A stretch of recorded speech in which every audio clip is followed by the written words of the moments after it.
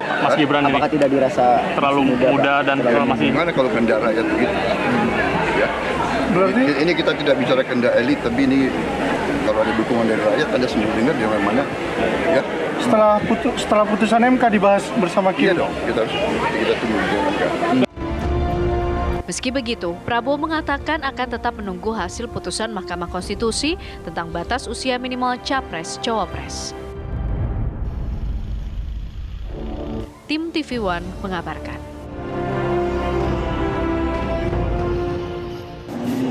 Enggak, biasa-biasa gue. Yang dukung saya ada, yang dukung misalnya Pak Erick ya ada, yang dukung Pak Erlangga ada, yang dukung Pak Sandi ada, yang dukung Pak Ganjar juga ada semua ya. Makanya sih mau berita ke wajah aku dong, roto loh ya. Wartawan Solo. Kan wartawan ya bagian karo konco-koncomu sing ning Jakarta ya. Jadi enggak, kalau masif sih saya rasa tidak, biasa wae menurutku. Ya. Dukungan itu gimana? Menyambut baik atau apa, Mas? Ya saya santai aja. Yang pengen jadi apa? Yang pengen dorong jadi cawapres ada, yang pengen tetap jadi wali kota ada juga, yang pengen jadi gubernur juga ada. Gubernur mana, Mas? DKI Jateng. Relawan kan seperti itu, warga kan seperti itu. Ada yang mau ini, mau itu. Makanya sing liyo-liyo berita juga enggak. Urusan cawapres dong. Menanggapi keinginan relawan dan lain-lain. Ya kami tampung dulu semua masukan dari relawan, dari warga, dari partai lain. Kami tampung semua. Ya, Senin besok Mahkamah Konstitusi akan memutuskan apakah sejumlah permohonan terhadap batas usia Capres-Cawapres untuk mempengaruhi Undang-Undang Pemilu ini akan diputuskan atau tidak. Kita coba akan bahas hal ini, betulkah ini akan menjadi karpet merah bagi Gibran jika kemudian MK meloloskan permohonan ini. Kita sudah hadir, ada juga narasumber kami, ada Bang Margarito Kamis, pakar hukum tata negara. Selamat pagi, Bang. Pagi, Bang. Dan juga ada Bang Ray Rangkuti, analis politik. Saya mau ke Bang Margarito Kamis dulu. Bang, langsung saja kalau begitu. Apa dampaknya jika kemudian MK meloloskan permohonan ini? Saya tidak melihat kemungkinan MK meloloskan permohonan ini. Begitu yakin, Bang? Sangat yakin. Karena satu, Undang-Undang Dasar, baik 1945, Undang-Undang 1945 sebelum diubah maupun setelah diubah, ketika diperdebatkan, jangankan di pasal, ketika diperdebatkan, sama sekali tidak menyinggung usia presiden, wakil presiden. Sama sekali tidak. Satu ya. Yang kedua, Anda mau cantolin kemana isu itu dalam Undang-Undang Dasar 1945? Nggak ada. Sama sekali tidak ada. Jadi saya sama sekali tidak melihat ada kemungkinan Mahkamah Konstitusi menemukan jalan untuk meloloskan ini. Menerima, mengabulkan ya, sama sekali tidak. artinya kan karena MK kan akan memutus isu-isu yang memang konstitusional atau tidak gitu ya. Termasuk isu ini tidak menurut Anda? Tidak, mau dicantolin kemana di dalam Undang-Undang Dasar? Kan pasal ini mesti diadu dengan Undang-Undang Dasar. Dengan pasal Undang-Undang Dasar kan? Pasal mana di Undang-Undang Dasar yang dipakai untuk mengkualifikasi ini? Nggak ada. Ada contohnya nggak, Bang? Biar gini, biar kita sama-sama mengerti. Misalnya ada satu permohonan yang bisa dikaitkan dengan Undang-Undang Dasar 1945. Di luar soal ini ya, batas Capres-Cawapres. Ada nggak? Akhirnya kita bisa gitu. paham gitu. Nggak ada, semua harus diukur dengan Undang-Undang Dasar. Pasal ini bertentangan dengan Undang-Undang Dasar, dengan pasal ini di Undang-Undang Dasar. Harus begitu. Itu sudah aksioma. Pasal yang diuji oleh pemohon itu harus bersandar, harus dianggap bertentangan dengan salah satu pasal, ayat, huruf di dalam Undang-Undang Dasar. Tidak bisa di luar itu.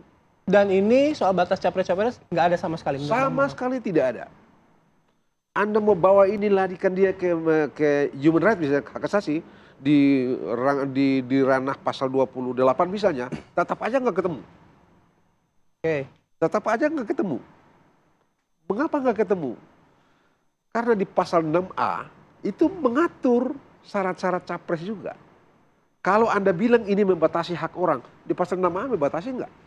batasi juga. Gitu itu loh. Jadi Anda mau ambil yang mana untuk mengadu, untuk mengatakan bahwa pasal yang diuji sekarang itu inkonstitusional? Nggak ketemu. Oke. Termasuk juga pada saat MK. Dan di luar itu ya, saya begini, saya ingin kita lihat deh. Oke, katakanlah kalau ada seseorang, katakanlah kalau di VT ini begitu, itu yang kira-kira diproyeksikan ya, seperti di VT tadi ya. Saya mau bilang begini, sejarah bangsa ini menemukan ada seorang anak muda, ya, yang namanya Soekarno, di usia masih 25 tahun, itu sudah berpikir hari ini. Anak muda itu berpikir, Bung Karno itu berpikir melampaui usianya, melampaui zamannya. So kalau dia jadi presiden, anak muda yang kayak begitu, saya rasa oke gitu. Sekarang anak muda siapa yang bisa setara dengan Bung Karno? Anak muda siapa yang setara dengan Yamin? Anak muda siapa yang setara dengan Bung Hatta? Anak muda siapa yang setara dengan Syahrir?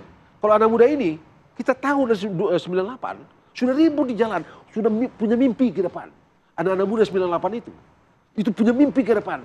Anak muda, umur-umur 23-24 itu mimpi yang hari-hari ini.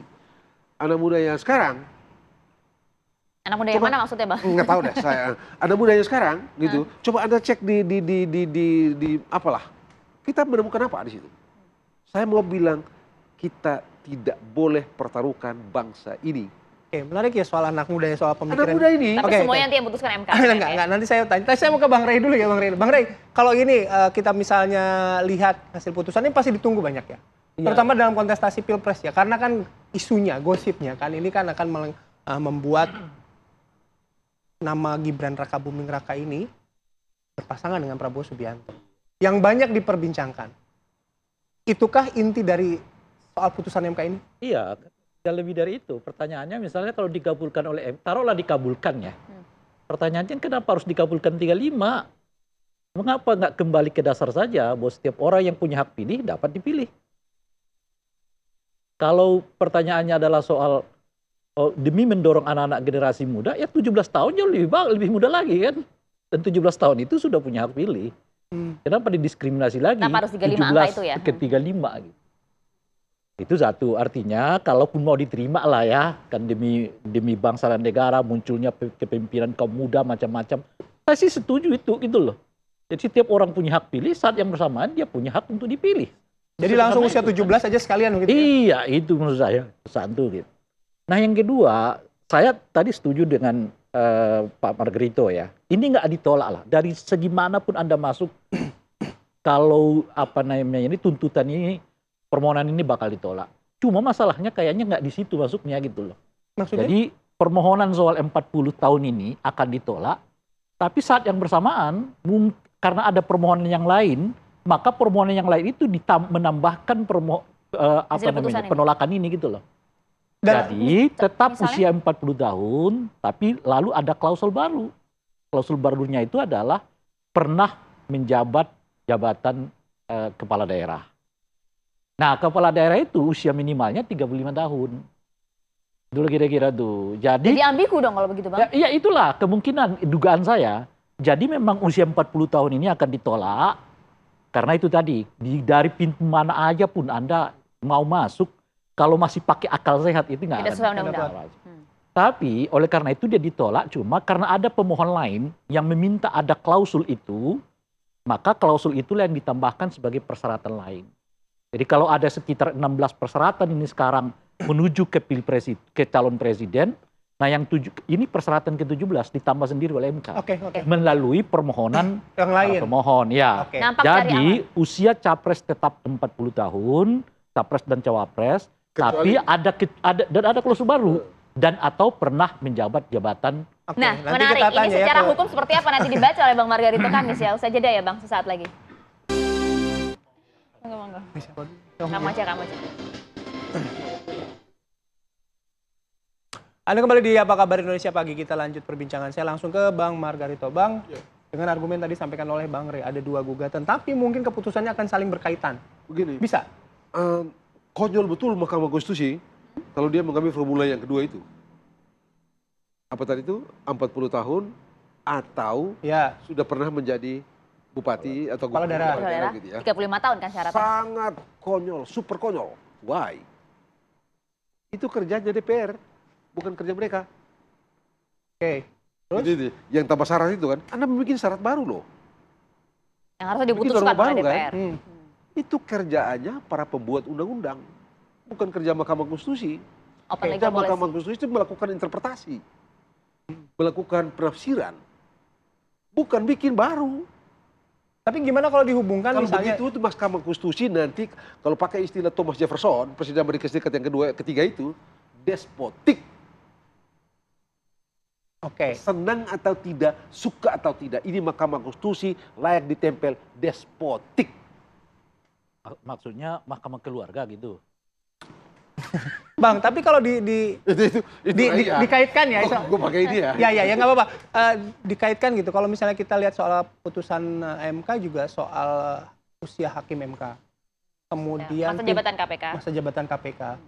Apa bedanya dengan ini gitu? Orang Kalau itu kita selalu- berbicara angka, Lembaga sepotong itu aja tuh, lembaga itu satu hari nanti bisa dibubarin kok. Kalau undang-undang dicabut dan bubar. KPK. KPK begitu. Oke. Mahkamah Konstitusi urusannya cuma urusan tafsir-menafsir undang-undang. Mahkamah Konstitusi gitu ya. Beda dengan Bilang capres gitu kan. cawapres? Anda urus orang di ujung Morotai sana sampai di ujung Aceh. Mulai dari orang dalam perut sampai mau mati. Coba.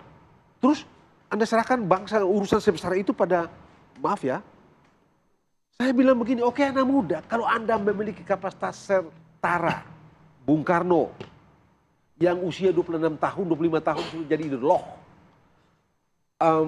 Muhammad Yamin, umur 20-an tahun, sekarang kita bilang Indonesia, satu tanah air Indonesia, satu bahasa Indonesia, satu bangsa Indonesia.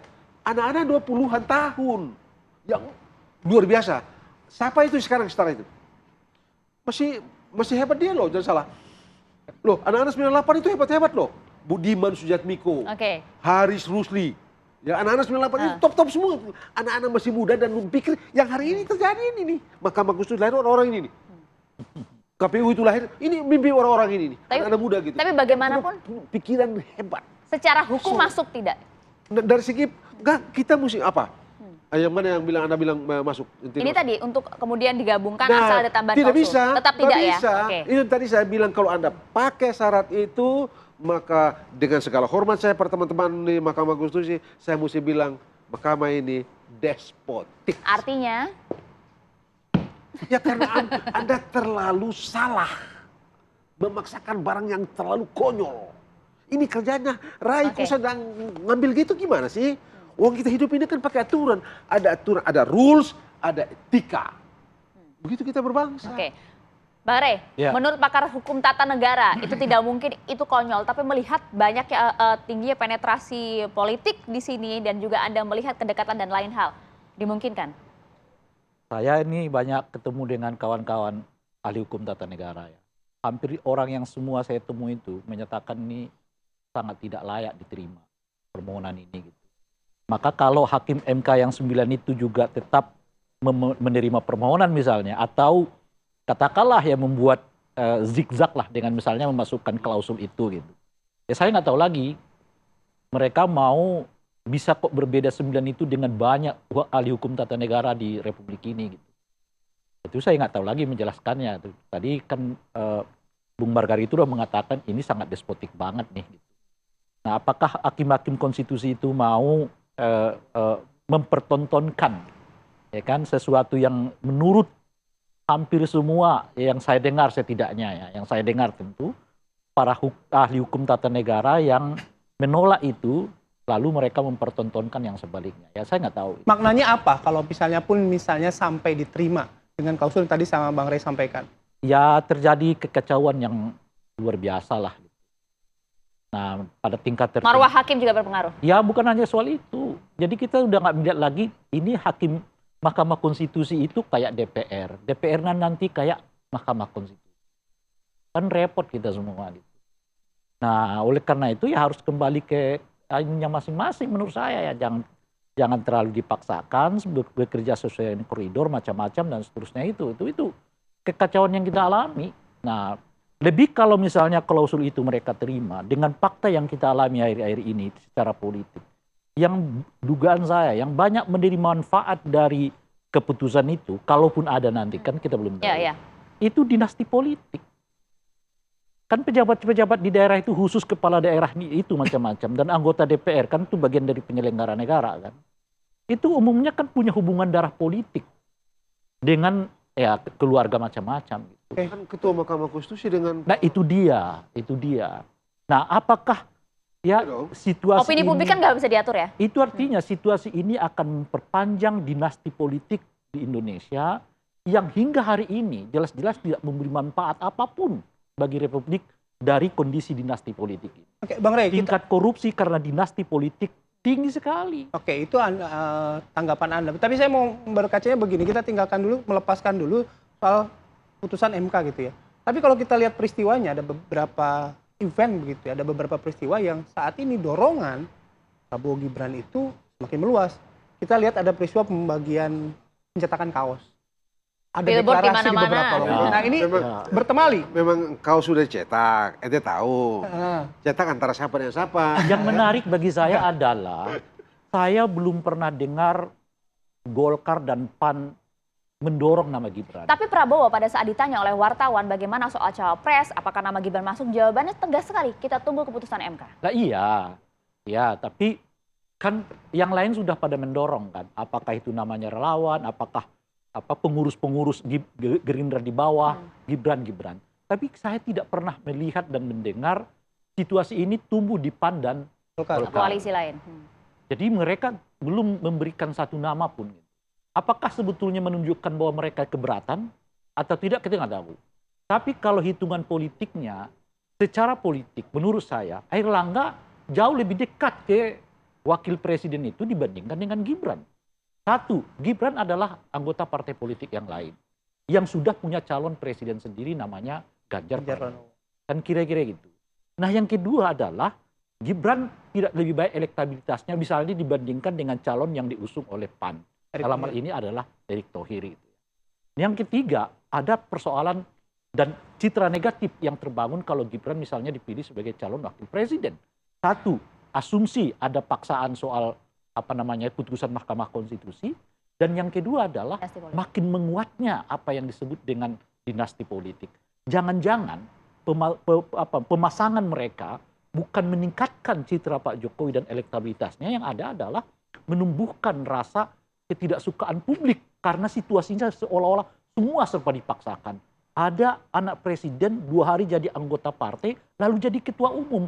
Apa yang membuat skenario itu terjadi? Ya karena dia anak presiden, bukan karena siapa-siapa. Selama ini kita kenal dia nggak berminat sama politik kok. Lo tiba-tiba dijatuhi, malah diberi kasih, nggak ada pelatihan, nggak ada orientasi, nggak ada ini macam-macam, nggak ada debat-debat di dalam partai itu yang membuktikan memang dia punya visi untuk membangun partai dan seterusnya itu, lalu tiba-tiba jadi ketua umum.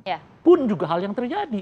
Undang-undang diubah, ini diubah, semua orang udah mengatakan ini nggak layak, nggak patut, tapi tetap diketuk misalnya, lalu jadi calon wakil presiden. Saya kira bukan simpati orang publik kita cerdas begitu ya Bang ya? Kita akan melihat itu. Saya kira iya, dan oleh karena itulah menurut saya jangan terlalu dipaksakan yang justru menarik ya sikap negatif publik. Karena itu berbahaya juga bagi pertanyaannya apakah elit-elit partai politik kita justru melihat itu dia Bang, sampai di sana ya. Apakah Erlangga oke, apakah PAN oke, itu sebetulnya menurut saya Pak Golkar itu adalah partai pemilik kursi terbanyak kedua di DPR. Mosok sih tidak bisa negosiasi sebetulnya. Baik, ya terima termasuk kasih nanti Bang juga Rey. pembuktian analisisnya oleh Bang Margarito Kamis hari Senin nanti kita lihat sama-sama.